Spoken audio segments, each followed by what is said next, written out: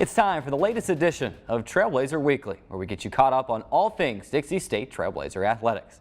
I'm your host, Carrick Segmiller, and we've got an action-packed show for you today with kickoff return touchdowns, winning streaks, goals upon goals, and more. We'll also hear from men's golf head coach Brad Sutterfield, as well as women's swimming sophomore Anissa O'Connell in our weekly player profile feature. Lots of good stuff on the docket today, so let's get going. Trailblazer Weekly starts now.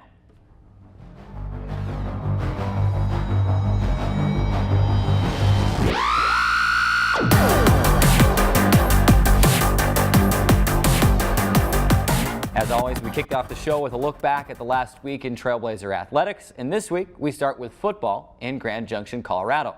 Dixie State took a two-game win streak to number 23 Colorado Mesa, looking to do something no other Trailblazer football squad has accomplished in the Division II era, namely defeat a nationally ranked opponent. But before Dixie State could blink, the Mavericks turned a Dixie State fumble, interception, and blocked punt into a 17-0 lead just 7 minutes into the first quarter. It was a scene far too familiar for Dixie State fans over the last 10 years, miscues leading to big deficits and a probable big loss. But this year has been different, and what happened on Saturday proved that point. The Trailblazers bounced back for an incredible comeback victory, and we've got the highlights to prove it. So let's roll the tape. Dixie State responded on its next drive, going 92 yards, capped by Dejon Coleman plunging into the end zone from 4 yards out. That made it 17-7. After a Maverick punt, the Trailblazers moved down the field again, and Ernest Kiocho scored his first Dixie State touchdown on a play-action pass to cut the lead to 17-14 at halftime, and then fireworks to start the second half. Sheehan will put a foot into this one. It's short and returnable for Justin Martin. The Trailblazers will have possession to start the second half. Martin with room to run across the 40, shakes and bakes. He's at the 50, to the 40, to the 30. He could go all the way, diving, not gonna get him. No flags, 90-yard touchdown return to open the second half, and the Trailblazers lead it. Just like that, Dixie State had the lead, and they weren't finished. The defense forced a 3-and-out, capped by a Keanu Foki sack to set up Clifford Sims to do what he does best. He found the hole and exploded through it for a 56-yard touchdown run, his first of the day, going untouched to the house to give Dixie State a 28-17 lead. Later in the third quarter, Sims would get his second touchdown run of the day and surpass the 200-yard mark in the process to push the lead to 35-17. Man, he was wide open, untouched on that one again. Later, Anthony Reyes connected on a season-long 42-yard field goal to push the lead to the eventual final score of 38-31, and the Trailblazers clinched their first win in 11 seasons as a Division II member over a ranked opponent. The win also marks Dixie State's first three-game win streak in the Division II era and its first victory in that same time frame at Stalker Stadium in Grand Junction. Now let's take a look at a few impact players from this monumental win in Grand Junction. Offensively, Clifford Sims gets the nod, rushing for 207 yards and 2 touchdowns on 21 carries. In case you're wondering, that's 9.9 yards per carry, which is pretty much a first down every time he touches the ball, and that will earn you Trailblazer Weekly Impact Player honors. Sims, now just the 4th Dixie State football player to rush for 200 yards or more in a single game. Defensively, Colton Olson tied for team-high 9 tackles in the game, none more important than keeping the Colorado Mesa quarterbacks out of the end zone down the stretch to keep the clock ticking to help clinch the victory. I should mention also, although he's not on the screen and on the graphic, Noe Perez also had a great game in his first start at linebacker with 9 tackles. The Trailblazers are now 4-3 overall, 4-2 in the RMAC. One more win this season will clinch the most wins in the NCAA Division II era for the Trailblazers. Dixie State will host Colorado Mines in a homecoming matchup on Saturday. We'll break down that matchup a little bit later in the show. To the soccer pitch now as the men's soccer team wrapped up its 4-game Hawaiian Islands trip with matches at Hawaii Hilo on Thursday and at Chaminade on Saturday. Moises Medina opened the scoring 30 seconds before halftime at Hawaii Hilo on Thursday to give the Trailblazers a 1-0 lead. Sean Jenny scored early in the second half, and Medina notched his second goal of the game 15 minutes later to give the Trailblazers a 3-0 win in that game. Then it was off to Chaminade for the final match of the 4-game trip. The Trailblazers kept the momentum alive at Chaminade on Saturday and exploded for 4 goals in the match. Hunter Ketterer and Moises Medina found the back of the net in the first half, while Aether DeWood and Christian Hall netted goals in the second half. The Silver Swords broke through with a goal in the 75th minute, but Dixie State held on for a 4-1 win. With the wins, the honors continued to roll in for the Trailblazers as Moises Medina was named Pac-West Freshman of the Week and Zach Nilsson was named Pac-West Defender of the Week, and both players are the Trailblazer Weekly Impact Players for men's soccer. Medina notched 3 goals and an assist on the week, and Nilsson earned 2 shutout wins with 6 saves in the 2 games this weekend. Dixie State is now tied for a program record for wins and extended its program record winning streak to 10 straight matches and improves to 10-3 overall, while remaining unbeaten and atop the Pac-West Conference table at 8-0. The Trailblazers also debuted at number 5 in the Division II West Region rankings on Wednesday. A good week for men's soccer. We hope they can keep it up this weekend. We'll tell you about their opponents later. The women's soccer team also wrapped up its 4-match trip in Hawaii on Thursday and Saturday. Alexis Torres scored in the 42nd minute at Hawaii Hilo on Thursday to give the Trailblazers a 1-0 lead at halftime. Montana Hadley added some insurance to the lead with her first goal of the season in the 79th minute to clinch a 2-0 win over the Vulcans. And with that, the Trailblazers headed to Chaminade to try to close the trip out a perfect 4-for-4 in Hawaii. Megan Spencer scored the first 2 goals of the game to give the Trailblazers a 2-0 lead at Chaminade on Saturday. Alexis Torres, Darian McCloy, and Shelby Christensen all scored in the second half as the Trailblazers rolled to a 5-0 win over the Silver Swords. For their efforts in the wins, Megan Spencer and Angie Ciucci earned the Trailblazer Weekly Impact Player honors for women's soccer. Spencer earns the honor with 2 goals in the win over Chaminade, while Ciucci gets the nod after making 4 saves and 2 shutout wins to earn Pac-West Defender of the Week honors also. Dixie State now sits at 3rd place in the Pac-West standings with an 8-5 overall record and a 6-2 mark in conference play. Great times for the football teams and the soccer teams. We'll take our first break now. When we come back, we'll continue to take a look back at last week with volleyball and men's golf results after this timeout. There is a place where young and old make connections, where kids feel like grown-ups, and grown-ups feel like kids. There is a place where beauty arises in contrast, where wonder is universal, and laughter second nature. There is a place where friends find a future, families find each other, and feelings find their home. There is a place. Wow, these are really good. You act surprised.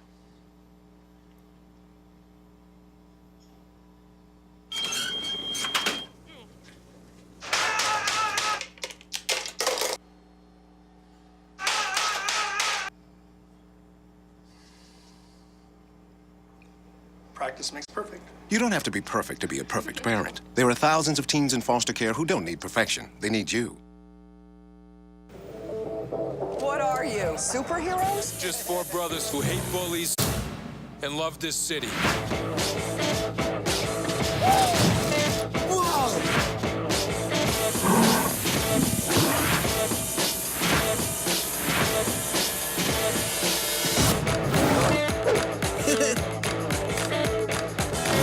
Gear up, guys.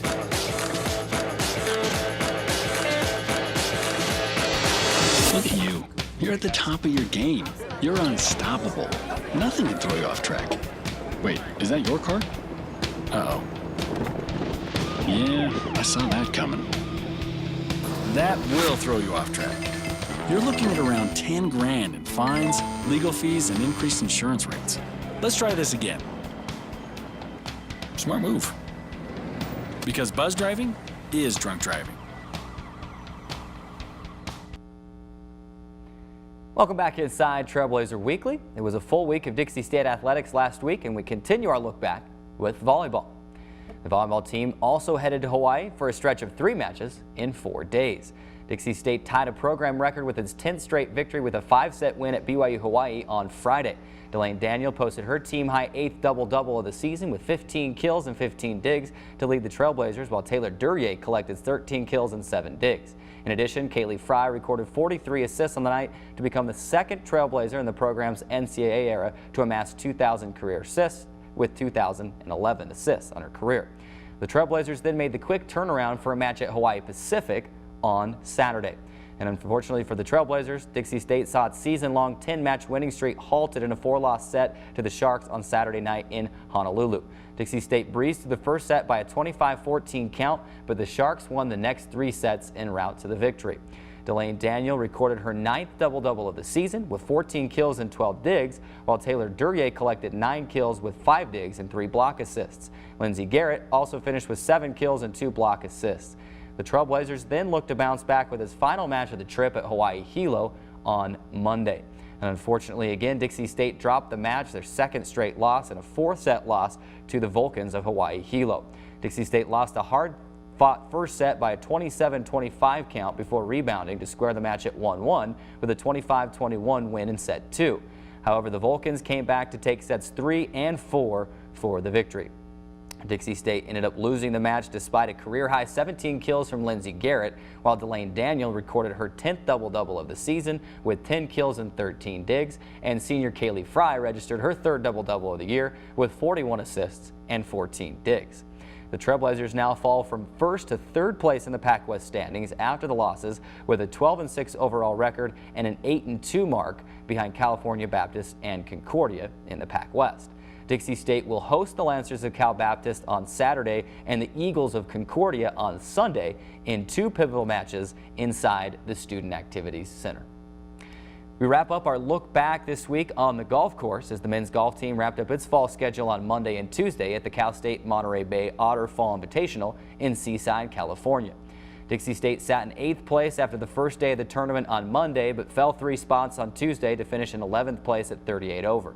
Sophomore Nicholas Britt led the Trailblazers as he posted his first collegiate top 5 finish with a 4th place finish at 2 under after firing a final round even par 72.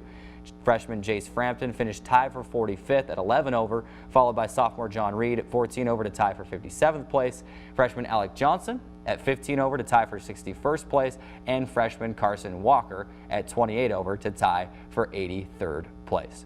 Dixie State will open the 2017 spring schedule at the Western New Mexico hosted Visit Stockton Cactus Thaw on February 13th and 14th at the Brookside Country Club in Stockton, California. With that, we'll take our next break. When we come back, I'll sit down with men's head golf coach Brad Sutterfield to discuss his team's fall season and what we can expect heading to the winter break and into the spring season. We're back with more Trailblazer Weekly after this timeout.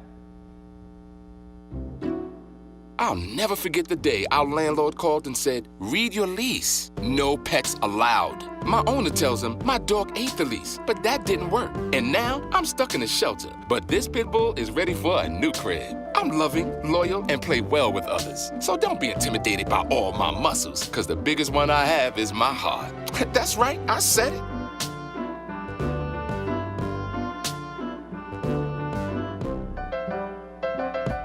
There is a place where rocks bleed and nature blushes on a battlefield green with envy, where dimples determine destiny and a tiny wooden tee holds the outcome in the balance.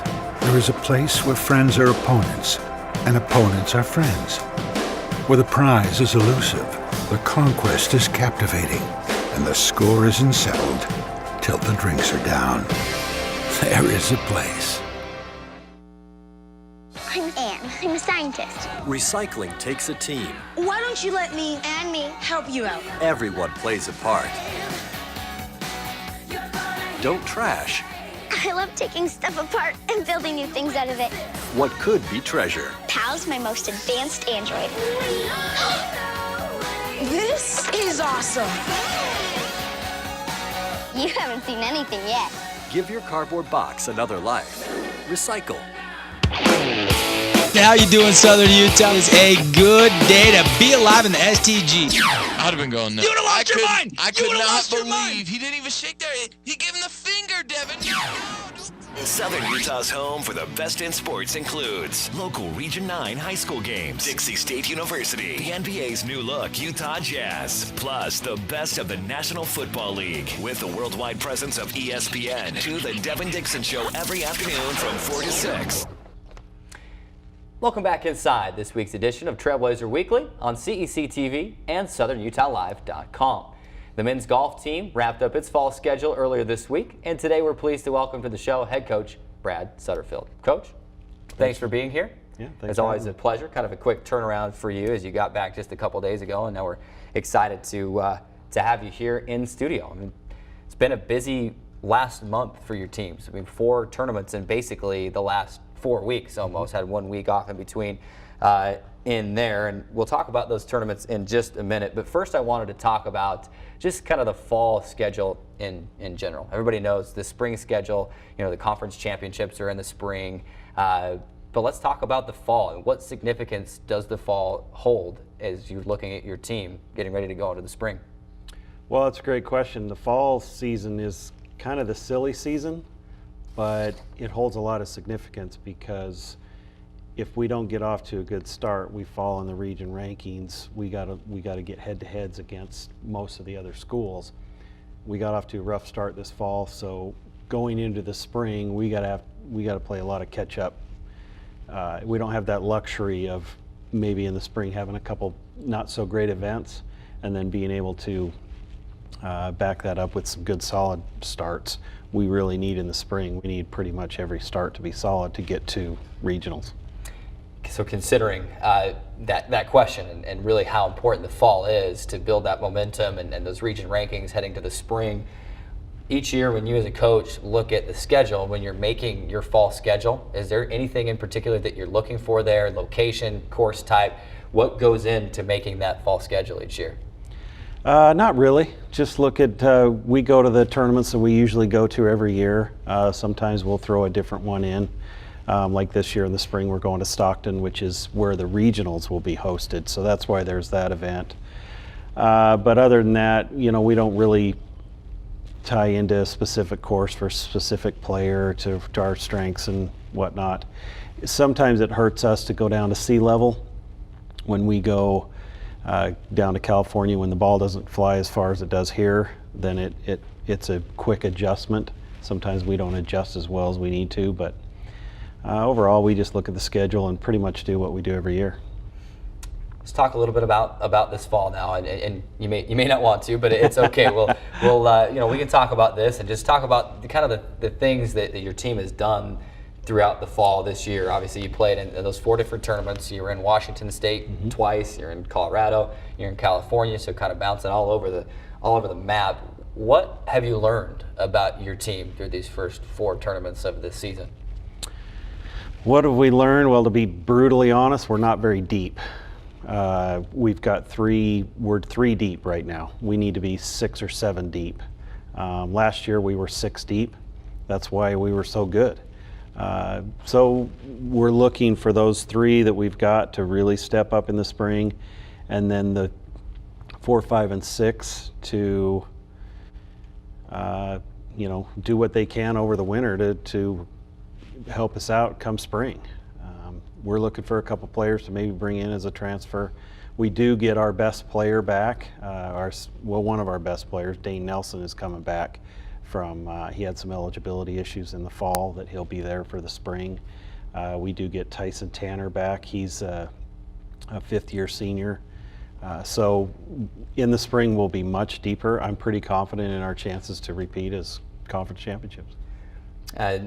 You had some, you know, 7th place was the best team finish this year, but you did have some good individual performances throughout the fall, including you got a John Reed kind of step up, you got a PacWest Athlete of the Week. Just talk about some of those individual performances that you've seen. You mentioned you're, you know, kind of 3 deep right now. You'd like to be a little deeper, but just elaborate a little bit on some of those individual performances that you did see throughout the fall.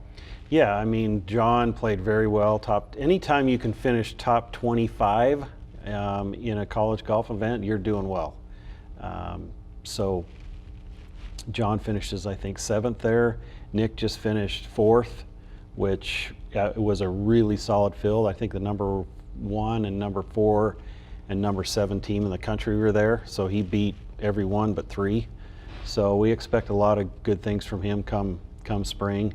Dane will come back for us strong. So like I say, it was a really tough fall for us, a learning experience, but we'll move on from it, and I think we'll be much better come spring. Are you able, when you're looking at a team finish, are you able to say, you know, 7th was our best team finish, but hey, maybe it's a long season, maybe there's some things that we can take from each tournament than just where we finished? Yeah, I mean, I saw a lot of good things. We've got a great group of guys. They behave themselves very well on the course. they give their 100% effort. I saw a lot of those things. You know, nothing can replace talent, and when you get some talent in, we can compete. Right now, we don't quite have the depth, like I said, that we need to, you know, get back to regionals, hopefully to nationals. But that's my job and our assistant coach's job to develop our players who we have and recruit the players that can come in and step up. With the fall season wrapped up now, what's the schedule look like for you and your guys? Are you still able to hold team workouts? How does that work? We can do team workouts, but we can only do like 2 hours of instruction a day or per week with only 2 guys, so the NCAA rules are pretty tight.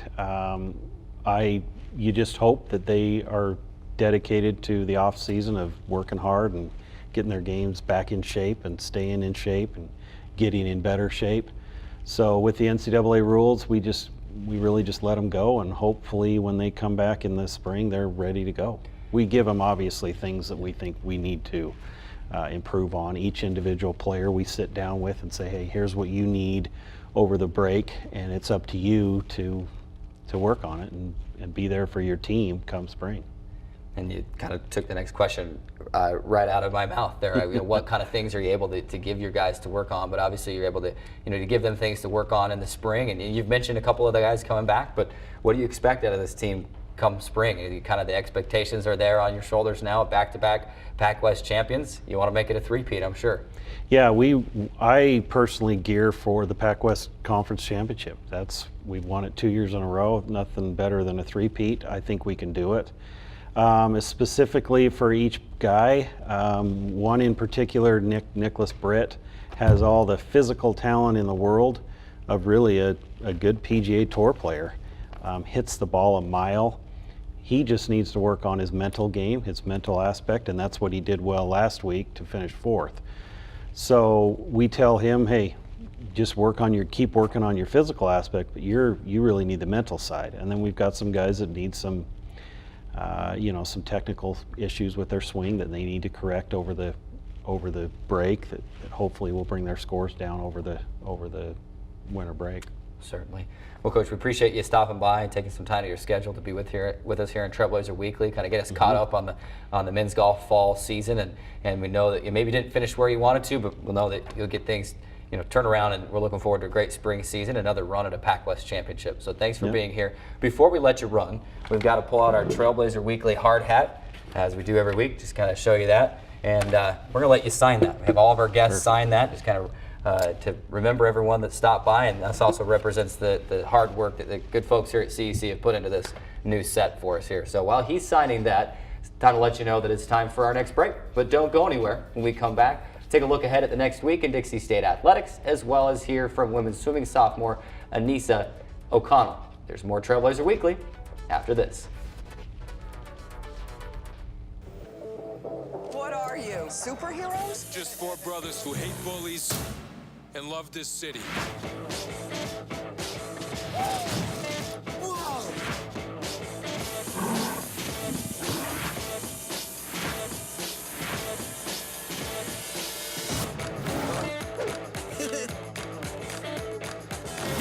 Gear up, guys.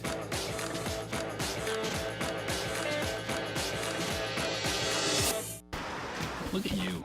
You're at the top of your game. You're unstoppable. Nothing can throw you off track. Wait, is that your car? Uh-oh. Yeah, I saw that coming. That will throw you off track. You're looking at around 10 grand in fines, legal fees, and increased insurance rates. Let's try this again. Smart move. Because buzz driving is drunk driving. Patriotism. It inspires passionate debate, and it's worn like a badge of honor with good reason. Because it means love and devotion for one's country. But what really makes up this country of ours? It's the people. To love America is to love all Americans. This year, patriotism shouldn't just be about pride of country. It should be about love. Love beyond age, sexuality, disability, race, religion, and other labels. Because love has no labels.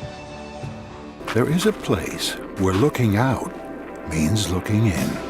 where an impression lasting only a few seconds will be imprinted on a life forever, where courage is forged and innocence rediscovered, where remembering is rewarding and forgetting unforgettable. There is a place where truth is felt and where seeing is believing. There is a place. And welcome back inside Trailblazer Weekly. Another big thank you to men's golf head coach Brad Sutterfield for stopping by the show today. It's time to take a look ahead now at what's in store in the next week in Trailblazer Athletics. And we encourage you, follow along on your screen as you're going to get to see those graphics with all the things we have coming up. And kind of a lighter week per se, but a very heavy weekend in Dixie State Trailblazer Athletics as we jump right to Saturday. Nothing today on Thursday, nothing Friday. We jump right into a full homecoming Saturday, and we'll start with this. As you can follow along on your screen, the men's and women's cross country teams on the road in Hawaii. I believe I heard the stat earlier this week that almost every one of our teams will be going to Hawaii. Our Olympic sport teams will be going to Hawaii this year, and the cross country championships for Pac West this year in Hawaii. So the men's race will start on Saturday. That's an 11:30 a.m. Mountain Time start. The women's race will follow at 12:30 p.m. We wish them the best of luck. We'll have the results for you next week on the show, as well as on DixieAthletics.com. After that, as we kind of follow along on your screen, football will host Colorado School of Mines in the homecoming matchup. That will kick at 1 p.m. at Legend Solar Stadium. If you're listening to this, if you're watching it, you've got to be at Legend Solar Stadium on Saturday. The #2 total offense team in all of Division II in Colorado Mines coming to Legend Solar Stadium, and the #1 passing offense, the #1 passing quarterback in the country. These Trailblazers are going to need your support and your backup at the stadium on Saturday. So come on out, enjoy a great football game at Legend Solar Stadium, and then you can stick around on campus all day because we've got a men's and women's soccer doubleheader after that, hosting Academy of Art. The men's match will start at 5:30 Mountain Time at Legend Solar Stadium, with the women's match following at 8 p.m. And then sandwiched in between, I told you it was a busy day, volleyball. The women's volleyball team hosting California Baptist. That match will start at 6 p.m. inside the Student Activity Center. It's a pivotal match for Dixie State in volleyball as they try and climb their way back atop the Pac West standings and try and win their second straight Pac West title. Moving into the weekend, there's also a volleyball game on Sunday, the 23rd, as second place Concordia will be in town. That will be a 12 noon match time start for that game on Sunday inside the Student Activity Center. And then moving ahead to finish out the next week in Trailblazer Athletics on Monday and Tuesday, the 24th and 25th. Women's golf will be at the Cal State San Marcos hosted tournament on the 24th on Monday and into Tuesday on the 25th. So again, the next week there are some days that look kind of bare when you look at it on paper on the schedule, but Saturday is a full day. It's homecoming Saturday. 4 teams in action here on campus in St. George, Utah. So we encourage you to get out and support your Trailblazer team. File feature. This week, Trailblazer Weekly correspondents Shelby Young and Hayden Peterson caught up with women's swimming sophomore Anissa O'Connell.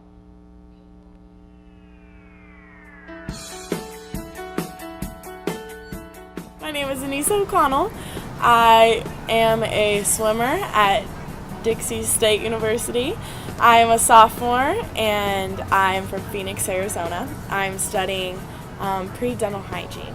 I started swimming when I was 3 years old, and then I began swimming club when I was 6. My biggest influence throughout my swimming career has probably been my teammates, I'd say, throughout club swimming and then into college swimming last year, and they've helped me to transition into this year of swimming, and now it's begun with my new teammates too.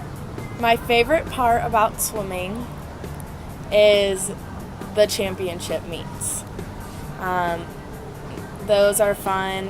You get to travel, you get to eat out every day a couple times, and you get to race, and you get to have fun with your teammates. I swim quite a few things. I swim all the fly events, the 100 fly, the 200 fly, sometimes the flying the relays, which could be a 50, and I swim the 200 IM, the 400 IM, the 100 breaststroke, the 200 breaststroke, and freestyle in the relays.